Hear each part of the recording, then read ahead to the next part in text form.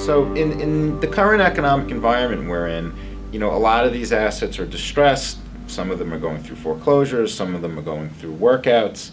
Let's take a sort of fairly straightforward distressed situation. You have a building which has a mortgage on it of $100 million.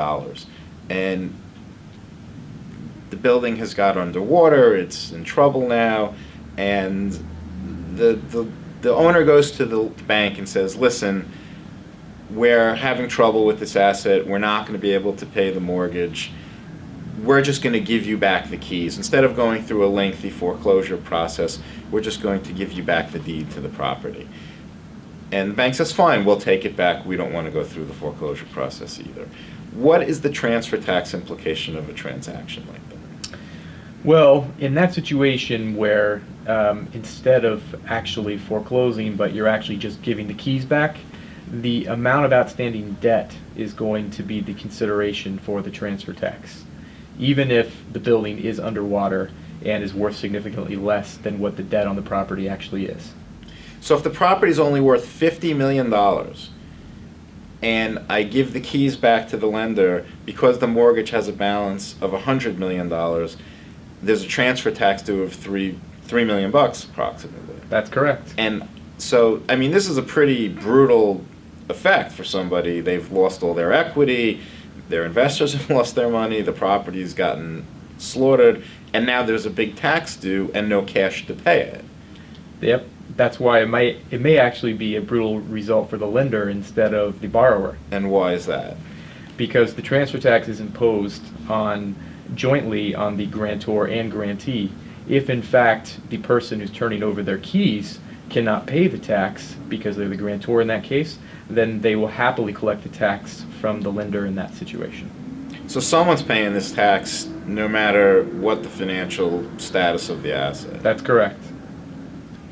All right, now let's take a slightly different transaction. Let's say you actually go through the foreclosure process instead of just having the deed in lieu. The lender files a suit for foreclosure, actually gets a judgment of foreclosure, and there is an actual foreclosure sale.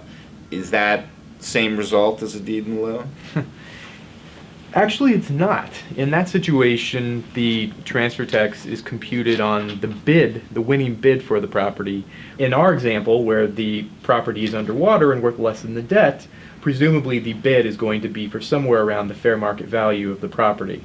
So if the property is worth $50 million, but the debt on it was $100 million, then in that case, the transfer tax will be on $50 million. So it's okay for the bank to actually bid in less than the full amount of the mortgage? Yeah, absolutely. And assuming they are the winning bidder, that will be the consideration on the tax. And as a matter of fact, in our experience, in some cases, it pays to go through the foreclosure process because often the lender is looking to extinguish all of the other liens that might be on the property, and sometimes you can only do that by going through the foreclosure process. The flip side of that is in New York, foreclosure can be a pretty brutal, expensive, sometimes contentious process, so that all has to get weighed whether it makes sense to do that or not. That's right.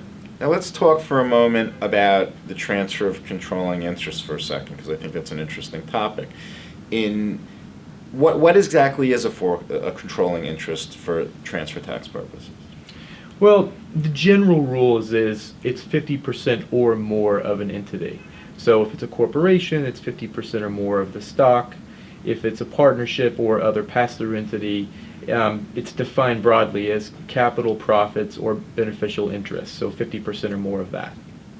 But it's not too clear what all those things mean in the context of pass-through entities, especially for partnerships. Definitely where not. there are complicated capital structures. It can get pretty thick. Correct.